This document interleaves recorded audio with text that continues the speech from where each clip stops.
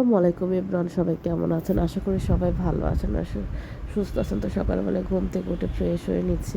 তো একটু ভয়েস দিতে চেয়েছিলাম সরাসরি, কিন্তু এত পরিমাণের বাইরে আওয়াজের জন্য ঠিকমতো ভয়েস দিতে পারিনি। তো সকালবেলায় উঠেই ঘর গুছিয়ে নিচ্ছে। এই যে আমার ছেলে খাবার খেয়ে বিছানা চাদরে ফেলেছে। আর আমার চেহারা দেখে তো আপনারা বুঝতেই পারছেন, আমার ভীষণ জ্বর, ঠান্ডা, গলা ব্যথা।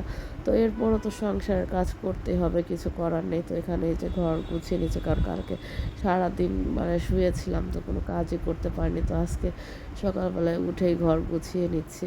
আর এদিকে সকালে নাস্তা বানিয়ে নিচ্ছি। সকালে যেখানে আলু, পটল আর গাজর দিয়ে একটা ভাজি করে নিয়েছি আপনাদের ভাইয়ার জন্য, রুটি দিয়ে খাওয়ার জন্য। আর এখানে আবার রুটি বানিয়ে দিয়ে গিয়েছে, তো ছেঁকে দিচ্ছি। তো সকালের নাস্তা, তার সাথে চা আছে। তো সকালের নাস্তা খাওয়ার পর আপনাদের ভাইয়ার আর তেমন কোনো ক্ষুধা লাগেনি। তো ফ্রিজের তরকারি ছিল, আমি শুধু ভাত রান্না করে দিয়েছি, তাই খেয়েছে। তো বিকাল সন্ধ্যার সময় একটু আম্মার বাসায় গিয়েছি। আপনাদের ভাইয়ের জন্মদিন উপলক্ষে আপনাদের ভাইয়া তার শালার বউকে সবাইকে নিয়ে রেস্টুরেন্টে যাচ্ছে। তো ওরা হলো আমার খালাতো বোন। আর পিছনে যে দেখছেন ছেলের সাথে গলা ধরে দাঁড়িয়ে গল্প করতেছে, ও হলো আমার ভাইয়ের বউ। তো আমরা সবাই মিলে যাচ্ছি একটু রেস্টুরেন্টে, সবাই একসাথে খাওয়া দাওয়া করবো। তো এখানে আমাদের ওয়েলকাম ড্রিঙ্কস দিয়েছে, তো ওয়েলকাম ড্রিঙ্কস খাচ্ছে। আর এখানে দেখেন আসলে যে ওদের ফটোশ্যুট আমি বসে বসে দেখতেছি, ওরা সুন্দর করে ছবি তুলতেছে, ফটোশ্যুট করতেছে। আর এদিক দিয়ে তো আমার ঠান্ডা লেগে এমন অবস্থা, আমার কোনো কিছু ভালোই লাগতেছিল না, গলা ব্যথা। আসলে কি বলবো, ঠান্ডা লাগলে গলায় কাশলে ঠিক মতো ভয়েসও দেওয়া যায় না, বারবার খালি কাশি এসে পড়ে।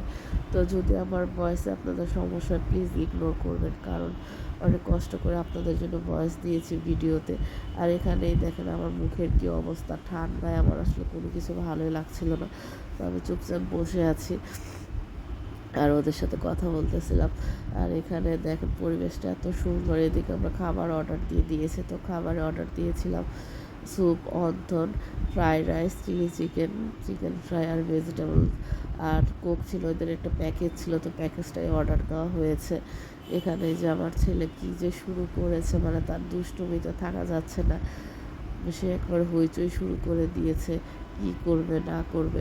তো পরে এখানে একটা বসার জায়গা ছিল, বাইরের ভিউটা এত সুন্দর ছিল। তো আমরা চিন্তা করলাম এখানে বসে বসে বাইরের ভিউ দেখবার খাবো, কিন্তু বসতে গিয়ে দেখি এত পরিমাণের বালি, কারণ কয়েকদিন ধরেই তো বাইরে বৃষ্টি কাদা। তো যারা মনে হয় আমাদের আগে এসেছিলো তা তাদের বালিগুলোই ছিল ফ্লোরে। তো এখানে বসার সিটে তো খুবই খারাপ অবস্থা। তো এরপর আমরা উঠে যাবো, আপনাদের ভাইয়াকে বারবার বলতেছে উঠো উঠো, কিন্তু সে বলতেছে তার নাকি এখানে খুব ভালো লাগতেছে। তো আমি বললাম কি না, এখানে বসে খাওয়ার অবস্থা নেই। তারপর সবাই মিলে আবার উঠে গিয়ে আগের জায়গায় চলে এসেছে। তো আসার সাথে সাথে দেখলাম আমাদের খাবার সার্ভ করেছে। এখানে ছিল থাই স্যুপ, অন্থন আর এগুলোই আমরা এখন আগে খেয়ে নিব।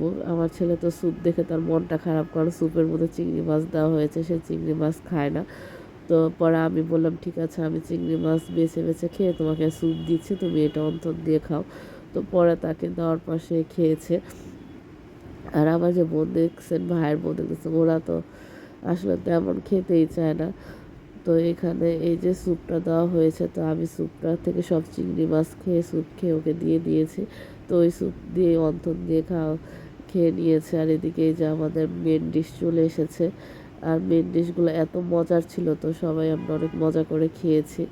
আর রাতও হয়ে যাচ্ছিল, কারণ আমরা এসেছি 10টার সময়, তারা একটু খাবার দিতে দেরি করেছে। তো দিতে দেরি করলো, খাবারগুলো মজাই ছিল। আর আমাদের এত ভালো লাগতেছিল, কারণ আশেপাশে একটু লোকজন কমও ছিল, আর আপনাদের ভাইয়েরও খুব ভালো লাগতেছিল। তো এই যে আমরা বাসায় এসে পরদিন সকালবেলা এত পরিমাণের বৃষ্টি, একটু বাজারে যাওয়ার কথা ছিল, কিন্তু বৃষ্টির কারণে যেতেই পারিনি। আপনাদের ভাইয়া গিয়েছে, তো সে ভিজে গিয়ে বাজার করে নিয়ে এসেছে। তো আজকের ভিডিওটা কেমন লাগলো অবশ্যই কমেন্টসে জানাবেন।